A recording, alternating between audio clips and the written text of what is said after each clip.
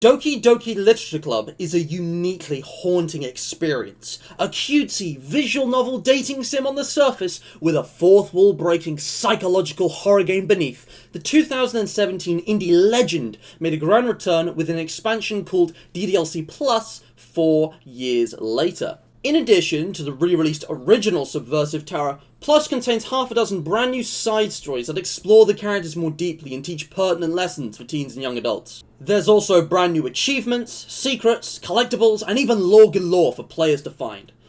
Poetry is at the heart of DDLC, with dozens of mysterious, metaphorical, and downright morbid poems scattered in all corners of the game. There's plenty to be explored, and much meaning to derive from the written arts.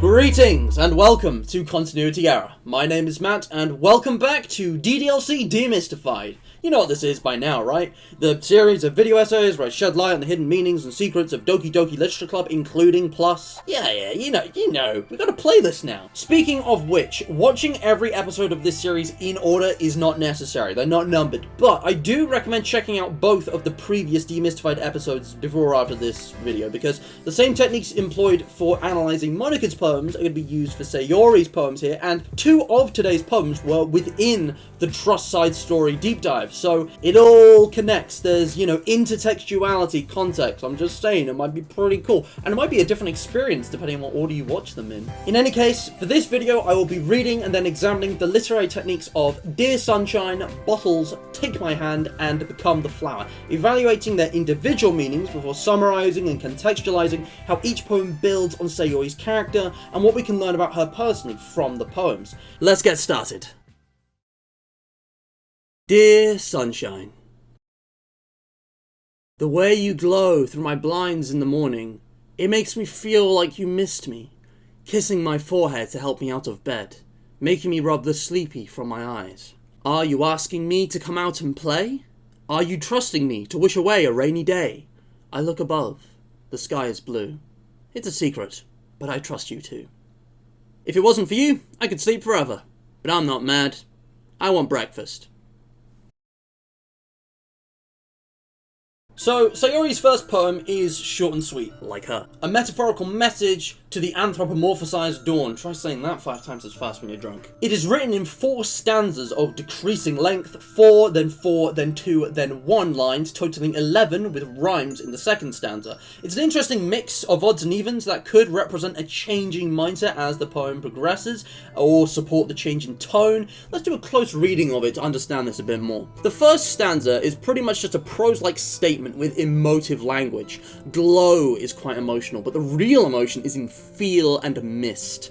Sayori perceives the warmth and light of the sun through her window blinds to be so nice it is friendly and seeking her out. There's a lot of big slow vowel sounds, especially with glow. Look how my mouth is opening up. Kissing has a sibilance with mist, a repeated emphatic sound, and the word also connotes romance, portraying the sunlight like a partner helping her to get out of bed, literally rubbing the sleep from her eyes, although the addition of the syllable Y to make it sleepy seems to enhance the cutesy, almost infantile tone, in what one might call the Sayori in-house style. The second stanza is full of much more technique and poetic language, as if Sayori is increasing her focus as she is writing this, gradually waking up. The first 2 lines are rhyming questions. Sayori is looking to the sunshine for answers, for affirmation. She wants to know if it wants her to go outside, engage with her life in society, and of course attend the literature club. The line about trusting me to wish away a rainy day is a metaphor for trusting Sayori to handle her depressive and suicidal thoughts. More on that soon. Use of the words play and wish, as well as the phrase rainy day,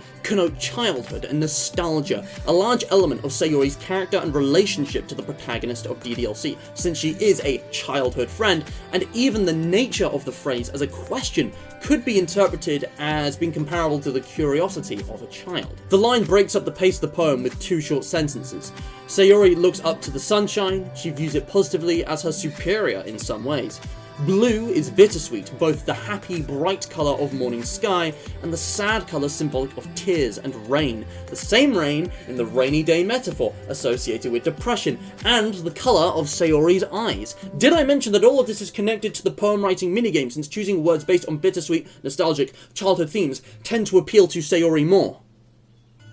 Dude, if anyone tells me that this game doesn't go deep, like, I'm just gonna show him this. All of that from one line, one word in one poem. Or I'm just an English teacher, let's be honest. Anyways, the stanza ends with, "It's a secret, but I trust you too." Sayori trusts the sunlight with her depression that she keeps hidden from the other characters in DDLC, as the sun trusts her to fight off her depression, the rainy days in her mind. Even the meter, the number of syllables in each line, goes from 8 vowels to 9, signifying a resolution, upwards momentum, a feeling of satisfaction. The third stanza is shorter, starting with a longer, more metaphorical line with a dark undertone. The sunshine is the only thing standing between Sayori and sleeping forever. Dying, specifically via suicide. Then, the poem suddenly turns away with a short, literal 4-syllable sentence comprised entirely of 1-syllable words. But I'm not mad. Sayori is saying that she isn't angry with the sunshine, but the sharper, angry, even terse tone here implies that she is mad with herself. The poem ends with just one line in the 4th stanza. "I want breakfast." This isn't a metaphor, it's just a Sayori character trait. She just woke up, so she's hungry for the morning meal, and while paralleling the previous lines of meter, 4 syllables, 4 beats, the final word being 2 syllables and the softer vowel sounds are different enough to mark a much more cheerful tone. This is symbolic of Sayori's mindset and character though. She sharply turns away from her sad thoughts, pushes the sunshine away, and immediately focuses on something trivial and situational. Sayori is ignoring her problem rather than addressing it here. She's socially masking, putting on that happy, cheerful demeanour that we normally see her with in the game, keeping the secret. Oh, and in case you hadn't worked it out yet, the sunshine is the protagonist. This is a love letter. Dear Sunshine, as in dear main character. It means dear you, yes you, the player, because Sayori's in love with you, hence the romantic connotations in the first stanza. It's also pretty clearly implied in one of the scenes in DDLC that Sayori literally wrote this as she was getting up, so the poem's basically written in real time, hence the gradual tonal shift. Lastly, I'd also like to mention the odd number of lines in the poem. That structure kind of emphasizes the fact that there's an imbalance. The problem ends up ignored and unresolved. Dear Sunshine is incomplete, like this video is right now, if I don't move on to the next poem soon, so let's do that. Bottles. I pop off my scalp like the lid of a cookie jar. It's a secret place where I keep all my dreams. Little balls of sunshine all rubbing together like a bundle of kittens. I reach inside with my thumb and forefinger and pluck one out. It's warm and tingly, but there's no time to waste. I put it in a bottle to keep it safe, and I put the bottle on the shelf with all of the other bottles. Happy thoughts, happy thoughts, happy thoughts in bottles, all in a row. My collection makes me lots of friends, each bottle a starlight to make amends. Sometimes my friend feels a certain way, down comes a bottle to save the day. Night after night, more dreams, friend after friend, more bottles. Deeper and deeper my fingers go, like exploring a dark cave, discovering the secrets hiding in the nooks and crannies. Digging and digging, scraping and scraping. I blow dust off my bottle caps. It doesn't feel like time elapsed. My empty shelf could use some more. My friends look through my locked front door. Finally, all done. I open up and in come my friends. In they come in such a hurry. Do they want my bottles that much? I frantically pull them from the shelf, one after the other, holding them out to each and every friend, each and every bottle. But every time I let one go, it shatters against the tile between my feet. Happy thoughts, happy thoughts, happy thoughts in shards all over the floor. They were supposed to be for my friends who aren't smiling. They're all shouting, pleading, something. But all I hear is echo, echo, echo, echo, echo, inside my head. Unlike the last poem, this is much longer, so let's break it up into bite-sized chunks. The stanzas are irregularly distributed across 2 pages, I'm not sure how many there are exactly, so I'm going to break it down into 5. This poem is about Sayori filling bottles with her thoughts and dreams. The poem frequently uses the AABB rhyming scheme and lots of repetition of words as well as meter. It begins with more prose-like freeform sentences of varied length. Sayori describes with a simile how she takes her dreams out of her head, the words pop and scalp, repeating the P sound, perhaps implying pain. Cookie jar not only makes for great imagery, but also ties thematically into Sayori's love of food, referenced in her previous poem and seen throughout the game. Bottles starts where Dear Sunshine ended. She also mentions secret again, describing her dreams as warm and tingly, as well as using two metaphors together. Little balls of sunshine all rubbing together like a bundle of kittens. The positivity and wholesomeness of Sayori's dreams is emphasized blatantly. The next line exclaims about time. An almost motherly instinct is shown in her fast, attentive action to put a dream in a bottle to keep it safe. It's then revealed that she has a shelf with other bottles, implying that this is a regular activity for Sayori, something she has done many times. It is further emphasized by the repetition of happy thoughts and bottles, two key phrases that demonstrate the extensiveness of her action here. We then enter the first AABB rhyming scheme. Sayori's dreams, her happy thoughts, gain her many friends, and each bottle containing a happy thought is a starlight, a symbol of hope and happiness used to make amends, to resolve conflicts, arguments, and issues, thus helping uplift her friends from feeling a certain way, sad, to saving the day, down from the shelf where she keeps her collection. On top of the rhyming scheme, the second AABB stanza adds identical phrasing, repeating after and more to show this process getting faster and being repeated more frequently. Dreams, bottles, friends, all of them amplify and multiply, to the point where Sayori has to reach deeper in her brain to find more happy thoughts, implying that they are a finite resource. She spends several further lines describing the nooks and crannies, using a dark cave as a simile, repeating sensory imagery of digging and scraping, just to demonstrate how much she is taking her dreams out of her mind and into these bottles for her friends, quite literally scraping the bottom of the barrel. Well, not literally, it's a simile. Well, you know what I'm saying, right? The story then progresses onto a second page. She blows dust off her bottle caps, and to be honest, I'm not 100% sure about the relevance of this statement. Maybe it's just a rhyme with elapse. Very clever, by the way. Since that line importantly notes how fast everything feels, time seeming to stand still for Sayori. In any case, her empty shelf could use some more, because she has gone through so many bottles, so many dreams, and her friends look through her locked front door. So much can be discerned from so little here. The one word locked creates ramifications that completely change the meaning of the sentence. It's so clever. It implies that Sayori's friends are so desperate for a happy thought that they eagerly sit and wait outside, trying to get any slight look at them, any chance. And Sayori has gone as far as locking the door to stop being constantly harassed by these friends because they're so desperate for these bottles of happy thoughts. I mean, there has to be some kind of tension between them, otherwise why would Sayori lock the door? Finally, she is done. It's taken a while, because there's so much. And in they come in such a hurry, Sayori can hardly believe the amount of demand for her dreams. So she asks herself, do they want my bottles that much? She also uses the word frantically to emphasize the stress of handing out all her bottles, and repeats the phrase each and every to build the image of a multitude of individual bottles, one for each friend. I feel stressed out just envisioning this. But then she drops the bottle. Each and every one of them shatters as they hit the floor. I mean, this is self-explanatory. The line starts with but to signify a change, and shards has some sibilance with shatters. They both sound tense and sharp, adding to the tension of the repeated happy thoughts, happy thoughts, happy thoughts all over the floor. It's desperate now. All this hard work is going to waste because of Sayori, and the word choice really makes that clear. You can sense the panic in the poem as Sayori's friends aren't smiling. They're shouting, pleading, something.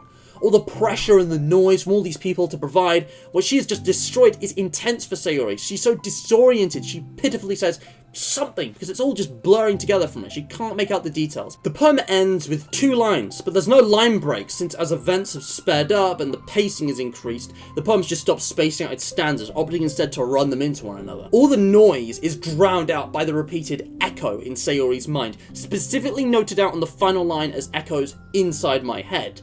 Sayori's own thoughts, her negative thoughts, her nightmares are the only ones left because she's scratched out all the remaining dreams and happy thoughts in every little crevice of her brain. With all the happy thoughts in bottles smashed all over the floor, her negative thoughts now are just echoing inside her head so much that she can hardly even hear her friends crying and yelling over the noise. And I wonder, the word echo is repeated exactly 5 times, perhaps to symbolize the 5 people in the room: Sayori, her 4 friends Monika, Yuri, Natsuki, and of course, the protagonist, us. Regardless, I think it's become pretty clear what this poem represents. The bottles, the entire process of giving out her happy thoughts to everyone, has destroyed Sayori. She perceives all this kindness as a finite resource that she is exhausted, and has enabled a toxic relationship with all her friends, becoming a source of happiness everyone else is reliant on when she gets nothing in return. And when she's run out, and when she drops all her remaining happy thoughts, all she has inside her head is sad thoughts echoing over and over again, to the point where it's drowning out the sound of others around her. She can't hear them. And this is precisely what we see in Act 1 over the course of the original game. Sayori is the club member who brings balance, who amends the arguments between Yuri and Natsuki, the one who gives out allegorical bottles to everyone in the game. But as time progresses, her stress overwhelms her, she drops it all, becoming reclusive and retreating to her room, unable to shake the dark thoughts dominating her mind, even after being given support from the protagonist. And sadly, because of Monika's meddling, we all know how Act 1 ends. Now, those are Sayori's only 2 poems in the original DDLC. She has far fewer poems written than the others, lacking anything from Act 2 since, she got deleted from existence. I kind of think sort of limits her ability to write poetry. However, if you watch my video on the Trust side story, you may be aware that DDLC Plus introduced 2 brand new exclusive Sayori poems within that story to balance things out a bit. We glossed over what the poems meant back then for context, but prepare for some crossover because now I'm deep diving into the poems themselves. Take my hand.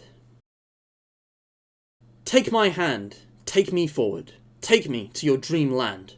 Caution me to watch my step, so I can't look back at my footprints. Climb the stairs ahead of me, while I look up to you. The more I look forward, the more I look up, the more I can lend to you. If you can trust me to follow your pace, I'll trust you to set it. If you can trust me to lend you a smile, I'll trust you to return it. Take my hand, take me forward, take me to your dreamland. The theme of this poem is exactly the same as the story it originates from. It's about trust. With 3 decreasing stanzas, 8, then 4, then 2 lines, the evenly structured poem becomes more confident and more trusting as it progresses, shortening down to its core message at a stable pace. There's no consistent meter, but some rhymes do occur throughout the poem. The opening line near rhymes land with forward, the gentle D consonants radiating calm faith, and the repetition of take me, consolidating the writer's trust in its reader to take them by the hand in a meaningful direction, to a good place. Caution and watch your step signify danger, but in a relaxed way that commands the reader to direct the writer, so that they can't look back at my footprints. Sayori is saying that she should be told to focus and avoid dwelling on her past, on her climb. I look up to you sums up the entire poem, really. And the repetition in the next few lines of the more I look embeds the positivity and hope of the poem, with forward and up connoting positive momentum. Sayori is determined to lend to you. She wants the leader to lead her to better things. The next stanza focuses on the idea of mutual trust, with the back and forth phrases about me and you both mentioning trust.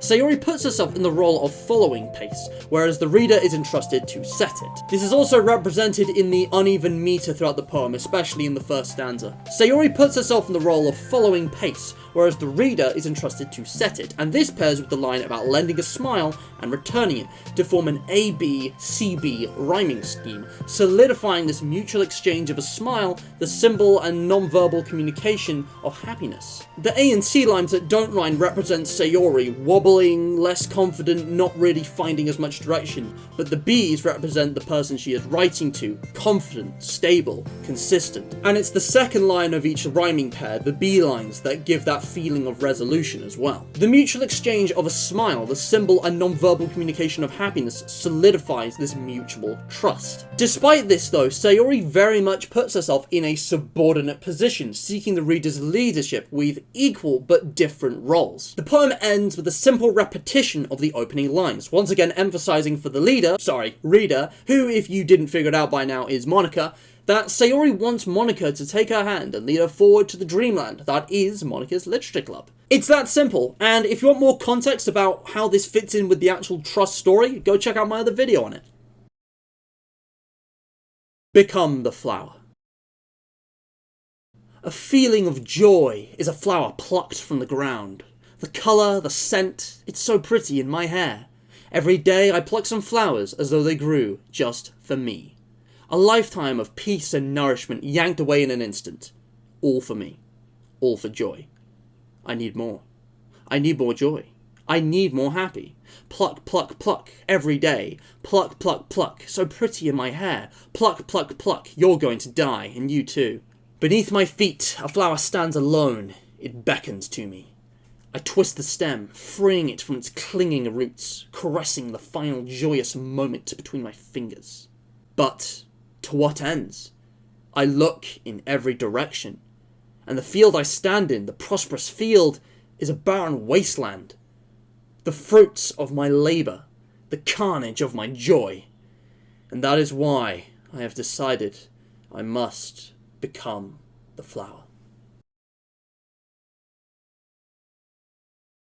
This last poem is very special because it ties everything about Sayori's character today. It connects to both Trust and the original game and all of the previous poems. It has an irregular freeform structure with no rhyme or rhythm, but lots of repetition. The poem opens with imagery and sensory descriptors, the feeling, colour and scent of a flower plucked from the ground. Sayori even remarks on how good it looks in her hair.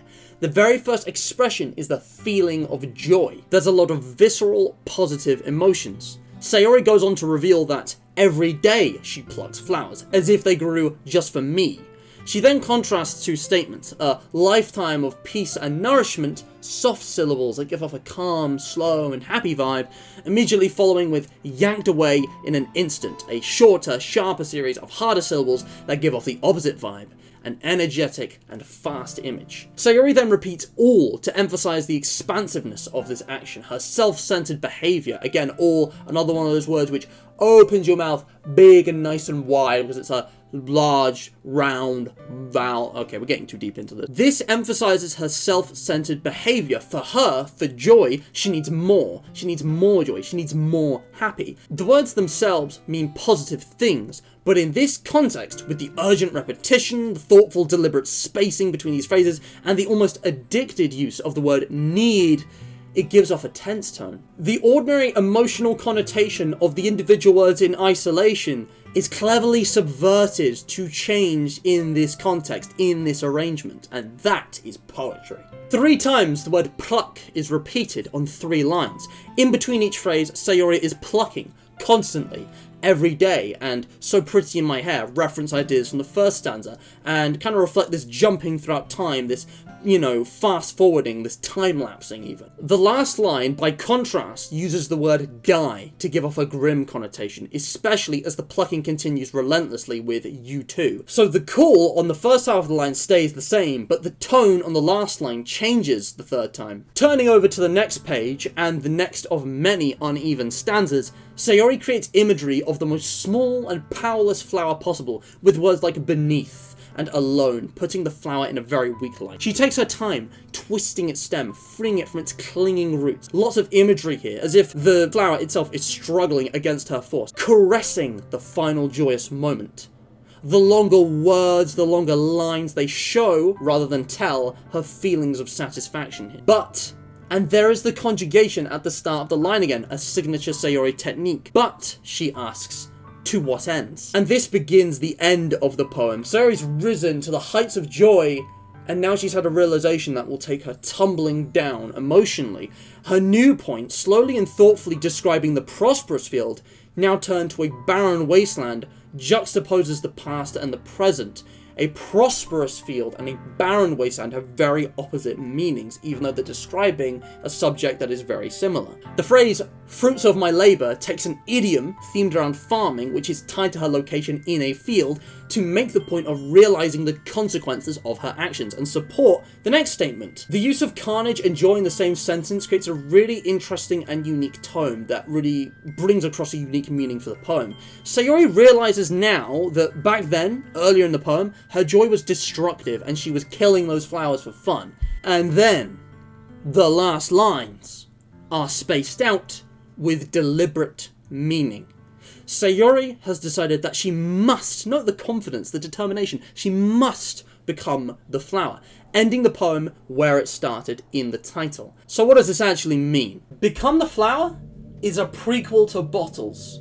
Sayori starts in the taker role. She takes and takes and takes joy for herself, and upon realizing how destructive she has become at the end of the poem, decides instead to give and give and give joy to others, becoming the giver at the expense of her own destruction, as we see in Bottles. She goes from one extreme end of the spectrum in terms of give and take to the other. In Bottles, she has become the flower, the source of joy, and she thinks she must be used up by her friends for them to experience happiness exactly as she did before in Become the Flower.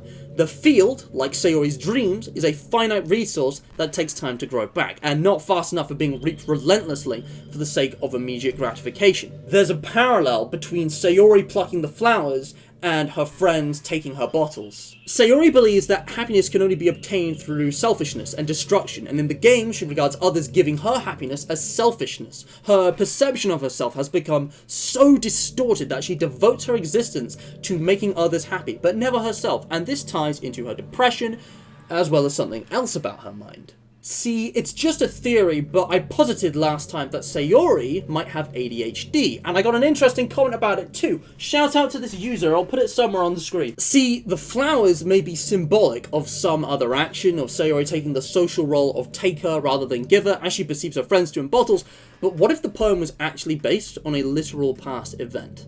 What if one time a younger Sayori went on a plucking spree in a field or a garden or whatever and saw for herself the destruction firsthand after hyper-focusing on the instant gratification of joy from plucking flowers? Now, of course, I'm not saying that only someone with ADHD would do that, nor is that alone indicative of ADHD. I just think this is interesting to think about, and there might be something to it. Of course, she must have also realized how this applied to her social life in order to write her poem anyway, so maybe it is just a metaphor. In any case, that brings us to a close for this video. Today, I think we learned how Sayori really perceives the protagonist in Dear Sunshine, how she truly feels about her depression and reliant relationships with everyone in Bottles, her trust and faith in Monica as a leader in Take My Hand, and the backstory to her extreme selfishness in Become the Flower, all of which connects to her own motivations and actions throughout DDLC Acts 1, 4, and the side story Trust, as well as probably the other side stories. We'll get there. Sayori is selfless to a fault. She has depression, she is afraid of being open about her emotions with those she is closest to, and she has a very, very distorted perception of her own self-worth and responsibilities. Now, I'm no Sayori, but I know what it's like to be a people pleaser. It sucks. If there's anything worth learning from these poems, it's not to simplify the exchange of happiness into a toxic, destructive process as Sayori does in Become the Flower or Bottles. Again, two opposites on the spectrum, both too extreme for, healthy relationships. To me, Dear Sunshine also teaches us not to ignore our problems and put them off, and not to rely too much on others, which is ironic for Sayori, maybe not for her. But rather than that, find and found mutual relationships built on trust, like the ones that Sayori expresses in Take My Hand, although even there she is needlessly submissive. Again, not everyone's cut out to be a leader, but everyone can benefit from some self-confidence. Thank you all so much for watching. This is the part where I do the inevitable YouTuber cliche of calls to action: like, share, and subscribe. But seriously, if you want to support me, it would mean a lot to, ring the bell, leave a like, all that crap. But also, check out the links in the description below. There's a few things down there which you might like, especially the Discord server. I highly recommend joining and getting the ping roll enabled so you can get notifications directly from me consistently for everything. All the videos, all the teasers, polls, and other community posts, everything. Also, I don't know if I've actually said this explicitly, but I do intend on covering all of the side stories and all of the poems in DDLC Plus, and I've done a rough calculation. I think there's going to be a total of about 14 videos, so I don't know how long it's going to be until the next one, but keep an eye out. There's a lot more of Demystified to come. Other than that, subscribe and speculate. Is there anything more about Sayori's psyche or relationships that we can take away from her poetry?